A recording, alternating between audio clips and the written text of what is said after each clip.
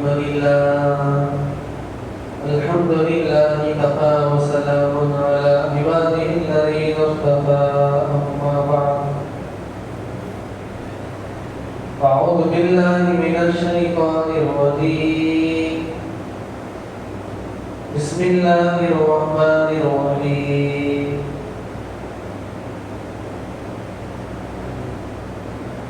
يا أيها الذين آمنوا اتقوا الله وقولوا قولا سديدا يصلح لكم أعمالكم ويغفر لكم ذنوبكم ومن يطع الله ورسوله فقد فاز فوزا عظيما وقال الله تبارك وتعالى في موضع آخر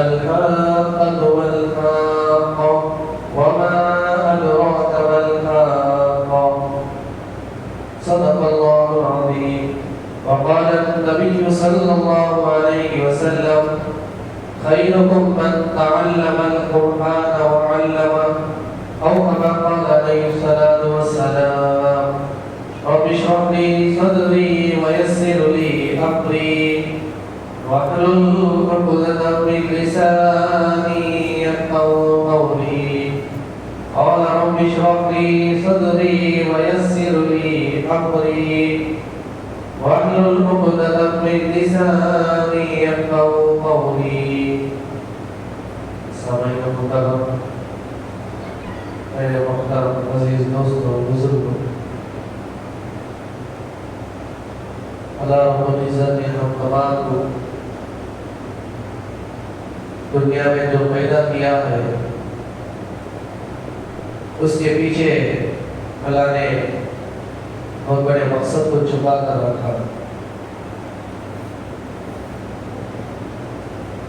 انسان کے علاوہ جتنے بھی مخلوقات اللہ تعالیٰ نے دنیا میں پیدا کیا ہے وہ ساری چیزیں انسان کو نفع دینے کے لیے ہے.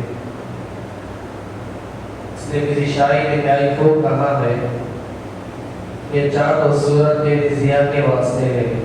یہ چاند اور سورج تیری ضیاء کے واسطے یعنی تیری روشنی کے لیے. رات کے چاندنی سے فائدہ اٹھاتا ہے, دن کے سورج کی روشنی سے فائدہ اٹھاتا ہے. یہ دونوں چیزیں تیری ضیاء کے واسطے, تیری روشنی کے لیے, تیرے فائدے کے لیے. یہ ہری بھری سبزیاں تیری غذا کے واسطے. یہ ہری بھری سبزیاں یعنی جو بھی ترکاریاں ہیں, جو بھی کھانے والی چیزیں ہیں 70% جو ہے وہ مٹی سے نکلتی ہے. یہ ساری چیزیں تیری غذا کے واسطے, تیری کھانے کے لیے. غذا کے معنی کھانا. یہ سب کچھ تیرے لیے ہے اور تو خدا کے واسطے ہے. سب کچھ تیرے لیے اور تو خدا کے واسطے. دنیا میں رہنے کے لیے پیدا نہیں کیا گیا بلکہ تجھے اللہ کو منانے کے لیے, اللہ کو راضی کرنے کے لیے دنیا میں رہ کر اللہ کو راضی کرنے والے اعمال کرنے کے لیے بھیجا گیا ہے. یہ اللہ تعالیٰ نے فرمایا ہے وَمَا خَلَقْتُ الْجِنَّ وَالْإِنسَ إِلَّا لِيَعْبُدُونِ کا شاعر نے ترجمہ کیا. یہ چاند اور سورج تیری ضیاء کے واسطے ہے, یہ ہری بھری سبزیاں تیری غذا کے واسطے ہے, یہ سب کچھ تیرے لیے ہے اور تو خدا کے واسطے پیدا کیا گیا. میرے دوستوں ہم جو ہے اللہ تعالیٰ کی قدرتوں پر غور و فکر کرنا ہے. دنیا میں نبی کریم صلی اللہ علیہ وسلم پیدا ہونے کے بعد, نبوت مل جانے کے بعد نبی نے فرمایا کہ صحابہ کو رہبری کرنا ہے, صحابہ کو صحیح راستہ بتانا ہے. تو کیسے بتاؤں گا؟ نبی کے استاد کوئی نہیں, نبی کو پڑھانے والی کوئی نہیں, اور نبی کو علم سکھانے والے کوئی نہیں, تو نبی کیسا دوسروں کو رہبری فرمائے گے؟ اللہ تعالیٰ نے بہترین چیز نازل فرمائی ہے وہ قرآن مجید ہے, قرآن پاک ہے. یعنی اللہ کا کلام قرآن مجید. یہ ایسا معجزہ ہے میرے دوستوں. آپ دیکھیے الگ الگ مذہبوں میں الگ الگ کتابیں ہوتی ہے, وہ کتابوں کو سرسری طور پر آدمی پڑھ لیتا ہے تاکہ کام نکل جائے.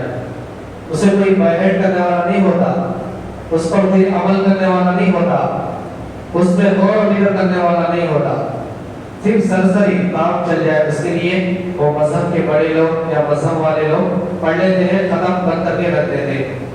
لیکن قرآن کریم جو ہے ساری دنیا میں زیادہ پڑھی جانے والی کتاب ہے اور 1400 سال سے پہلے نازل کی گئی کتاب ہے، ابھی بھی اس کا ایک حرف ایک زیر و زبر بھی اللہ تعالیٰ نے محفوظ کر کر رکھا ہے۔ کیوں؟ اس لیے کہ اللہ کو معلوم ہے لوگ اس میں بھی انگلیاں کریں گے، اس میں بھی رد و بدل کریں گے۔ تورات کو بدل دیا، زبور کو بدل دیا، انجیل کو بدل دیا، آسمان کی کتابیں ہیں، تینوں کتابوں میں رد و بدل کر دیا ہے، اور قرآن مجید چوتھی کتاب ہے جو نبی کریم صلی اللہ علیہ وسلم پر نازل کی گئی ہے، اس کتاب کی حفاظت اللہ تعالیٰ نے خود اپنے ذمہ لیا ہے۔ میں خود اس کی حفاظت کروں گا اور یہ کتاب قیامت تک محفوظ رہے گی۔ قرآن کو جلا دو گے تو جلا دو، کوئی بات نہیں، حافظوں کے سینے سے خود ختم کرے گا۔ قرآن کو مٹانا چاہو گے تو مٹا دو، لیکن جو لوگ اسے اپنے سینے میں بسائے ہیں ان کے سینے سے خود مٹائے گا۔ عمر بن خطاب رضی اللہ عنہ ہم سنتے ہیں وہ جو ہے تلوار لے کر نبی کی گردن اڑانے کے لیے گئے تھے، بعد میں سورہ طٰہٰ پڑھ کر قرآن کی آیتوں کو پڑھ کر جو ہے ان کے کانوں میں پڑا تو وہ جو ہے اسلام قبول کر لیے۔ یہ تو میں آپ سنا ہوا واقعہ، لیکن اس سے پہلے ہی عمر کو ایک جگہ کرنٹ لگا تھا قرآن کی طرف سے، کتابوں میں لکھا ہے۔ عمر رضی اللہ تعالیٰ راستے میں جا رہے تھے، نبی کریم صلی اللہ علیہ وسلم کعبۃ اللہ پاس کھڑے ہو کر رکعت پڑھ کر نماز پڑھ رہے تھے، رکعت پڑھ کر نماز پڑھ رہے تھے، اور نماز میں جو ہے سورہ فاتحہ، اس کے بعد سورہ حاقہ، جس کا 9 پارے میں الحاقہ والحاقہ ایک سورہ ہے، وہ سورہ جو زور زور سے پڑھ رہے تھے، اور عمر جو ہے ابھی اسلام قبول نہیں کیے، پردے کے پیچھے کھڑے ہیں، سامنے جا کر سنیں گے تو کفار و مشرکین جو ہے عمر کو دیکھ لیں گے، اس لیے پردے کے پیچھے کھڑے ہو کر بہت دور پر نبی کریم صلی اللہ علیہ وسلم نماز پڑھ رہے ہیں اور ان کی آواز زور سے آ رہی ہے۔ عمر اس طرح پردے میں کھڑے ہو کر سننا چاہتے ہیں کہ یہ نبی کیا پڑھتا ہے، تو نبی نے سورہ فاتحہ پڑھی، اس کے بعد سورہ الحاقہ سورہ شروع کیا، اس میں ایک قسم کا آدمی کو کرنٹ ہے، الحاقہ والحاقہ وما ادراک ما الحاقہ کذبت ثمود وعاد بالقارعہ فاما ثمود فاهلكوا بالطاغیہ فاما عاد فاهلكوا بريح صرصر عاتیہ سخرها علیہم 7 لیال و8 ایام حسوما فترى القوم فیہا صرعا کأنهم اعجاز نخل خاویہ۔ یہ لمبی سورہ ہے، اس سورہ کو پڑھتے جا رہے اور عمر کے کام میں پڑھتا جا رہا، عمر کی قسم کی بے چینی طاری ہو گئی۔ میری اور آپ کی زبان اردو زبان ہے، میں کچھ پڑھوں گا تو آپ سمجھ پائیں گے، لیکن کوئی بھی آدمی عربی زبان میں بات کرے گا تو اس کے ترجمہ کرنے کی ضرورت پڑتی ہے، لیکن عمر تو عربی تھے، عربی نام تھے، مکے میں عربی زبان چلا کرتی تھی، تو عمر کی زبان میں جیسے ہی اس قرآن کی آیت پڑھنا ہی تھا، اس کا معنی مطلب بہترین طریقے سے جانتے تھے، تو انہوں نے ان کے بدن میں کبھی تاری ہو گئی، یہ آدمی کیا پڑھ رہا ہے، یہ رسول کیا پڑھ رہا ہے۔ سنتے رہے، ایک رکوع ختم ہو چکا تھا، اس کے بعد پورا کلام سننے کے بعد عمر رضی اللہ عنہ کہنے لگے واقعتاً ایسا شعر میں نے کبھی نہیں سنا، شعر شاعری جس کو کہتے ہیں، اس کے بعد عمر نے کیا کہا، ایسا شعر شاعری کہنے والا یا شعر شاعری اس نے جو پڑھ رہا ہے، اس طرح کا شعر شاعری میں نے کبھی نہیں سنا۔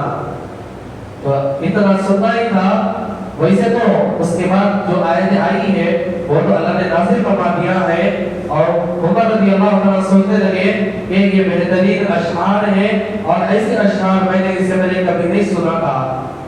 تو نبی کریم صلی اللہ علیہ وسلم آگے بڑھنے لگے، کیا پڑھنے لگے، انہ لقول شاعر، یہ شاعر کا کلام نہیں ہے، یہ کلام اللہ شریف شعر شاعری والا کلام نہیں ہے۔ اور آگے سوچنے لگے عمر رضی اللہ تعالیٰ، یہ نبی تو بہت جادوگر آدمی ہے، میں جو دل میں سوچا تھا جس کے بارے میں اس آدمی کے بارے میں کہہ رہا تھا، میری دل کی بات کو اس نے کھینچ دیا ہے۔ اس کا مطلب ہے یہ आदमी बहुत बड़ा जादूगर है। नबी करीम सल्लल्लाहु अलैहि वसल्लम के बारे में उमर सोच रहे थे। तो इतने में और आगे की आयत क्या आई कि इन्नहु लक़ौलु काहिन, ये कोई जादूगर का कलाम भी नहीं है। दोनों बातें आ गई, शेर शायरी वाला कलाम भी नहीं है, कोई जादूगर की तरफ से आया हुआ कलाम भी नहीं है। इन्नहु लतंज़ीलु मिर रब्बिल आलमीन, ये अल्लाह ताला की तरफ से नाज़िल किया गया कलाम है जिसको अपने सीने में उतारना जरूरी है। लेकिन क़लीलन मा तु'मिनून, इसको बहुत कम लोग समझ पाते हैं। तुम्हारे दिल में बदलने का इरादा नहीं है, इसलिए अल्लाह ने तुम्हारे इस कलाम को तुम्हारे दिल में नहीं उतारा। अगर तुम बदलने का इरादा कर लेते तो इस कलाम को तुम्हारे सीनों में उतार देता। मेरे दोस्तों, बहुत सारी किताबें आई है, बहुत सारे अलग अलग किताबें आई है। आदमी जो हर किताब पढ़ता है किसके लिए? आगे की जिंदगी को आगे बढ़ाने के लिए। किसी किताब के ऊपर जो है किसी का नाम लिखा हुआ रहता है, फला दुनिया का मशहूर आदमी लिखा है, फला आदमी जो है फला मशहूर आलिम लिखे है, फला मुफ्ती फला आदमी लिखे हुए। हर किताब में कोई ना किसी का नाम लिखा हुआ रहता है, लेकिन कुरान मजीद पर किसी आदमी का नाम लिखा नहीं रहता। क्यों? इसलिए कि अल्लाह ताला शुरू ही बारे में अलहम का सूरा खत्म हो चुका, गैरिल मग़ज़ूबि अलैहिम वलद्दालिन खत्म हो गया। उसके बाद सूरह बकरा शुरू हुआ, उसमें क्या है? अलिफ लाम मीम। इसका तर्जुमा तो अल्लाह ताला ही ज्यादा जानते हैं। उसके बाद दूसरी आयत क्या है? ज़ालिकल किताब, ये इंसानों का लिखा हुआ कलाम नहीं है, ये किताब जो है अल्लाह ताला की किताब है। अल्लाह ने अपने खजाने से, लोहे महफूज से सीधा जिब्रील अलैहिस्सलाम को देकर नबी करीम सल्लल्लाहु अलैहि वसल्लम पर उतारा था। एक जगह और जगह आयत में लिखा है, अगर इस कलाम पाक को किसी पहाड़ पर अल्लाह ताला नाज़िल फरमा देता तो वो पहाड़ जो है उसकी जिम्मेदारी को बर्दाश्त नहीं करता, बल्कि वो पहाड़ रेजा रेजा हो जाता। इतना ही नहीं मेरे दोस्तों, खुद एक सहाबी फरमाते हैं, नबी करीम सल्लल्लाहु अलैहि वसल्लम के साथ मैं सफर कर रहा था। नबी करीम सल्लल्लाहु अलैहि वसल्लम के साथ मैं सफर कर रहा था, तो रास्ते में चलते चलते एक जगह नबी करीम सल्लल्लाहु अलैहि वसल्लम जो है रुक गए। नबी करीम सल्लल्लाहु अलैहि वसल्लम रुक गए और रुकने के बाद नबी करीम सल्लल्लाहु अलैहि वसल्लम का पैर जो है मेरे पैर पर पड़ा हुआ था। जैसे जब किसी बात जगह नहीं होती तो आदमी ये हाथ एक आदमी के पैर पर अपना पैर रखकर बैठ जाता है, एडजस्ट करकर। और इसी तरह नबी करीम सल्लल्लाहु अलैहि वसल्लम जो है वो पीछे वाली सहाबी पर अपना पैर रखकर बैठे हुए थे। थोड़ी देर जाने के बाद नबी करीम सल्लल्लाहु अलैहि वसल्लम रुक गए। अब नबी करीम सल्लल्लाहु अलैहि वसल्लम क्या है बात रुकने की, इस जगह क्यों रुके, कोई जरूरत या कोई हाजत? और नबी करीम सल्लल्लाहु अलैहि वसल्लम फरमाने लगे, जिब्रील अलैहिस्सलाम आ रहे हैं कुरान की आयतों को लेकर, कुरान की आयतों को लेकर आ रहे हैं, वो मुझे आकर सुनाएंगे, मेरे दिल पे उतारेंगे, इसलिए मैं यहाँ पर रुक गया हूँ। सहाबी भी इंतजार करते रहे। थोड़ी ही देर में जिब्रील अलैहिस्सलाम अल्लाह नबी के अलावा किसी को नजर नहीं आए। वो आकर छोटा सा जुमला, एक आयत नहीं, एक पारा नहीं, आधी कुरान नहीं, पूरा कुरान नहीं, एक मंजिल नहीं, बल्कि एक छोटा सा टुकड़ा आयत का क्या है? गैर उलिल ज़लाली, गैर उलिल ज़लाली, यानी जिस चीज जो लोग पीछे आएंगे वो लोग जो है बात वाले हैं अगले वालों से, यानी जो आदमी पहले आ गया वो अफजल है, जो बाद में आया उसके लिए अफजल करार नहीं दिया जाएगा। वो बाद में आना बाद वाला है और पहले आने वाला पहले है। जिस तरह कहते नहीं ये पहले आने वाला सबसे अच्छा आदमी है, देर से आने वाला उसके अंदर सुस्ती और काहिली रहती है बोल के, इसी तरह आयत नाज़िल फरमाई गैर उलिल ज़लाली बोल के, यानी जो लोग अल्लाह के रास्ते में सफों में आगे बढ़ते हैं या दीन के काम में आगे बढ़ते हैं या अल्लाह के अहकामात पर अमल करने के लिए आगे बढ़ते हैं, वो पहले लोग हैं, उनके लिए अफजलियत अलग है। जो बाद में आने वाले हैं उनके लिए वो अफजलियत नहीं मिलती। मिसाल तौर पर सुबह में मुत्तफ़ में भी लिखा हुआ था कि पहली समय जो आदमी खड़े होकर नमाज पढ़ता है अल्लाह ताला की रहमत उस पर नाज़िल होती है, फरिश्ते उसके लिए मग़फ़िरत की दुआ फरमाते हैं।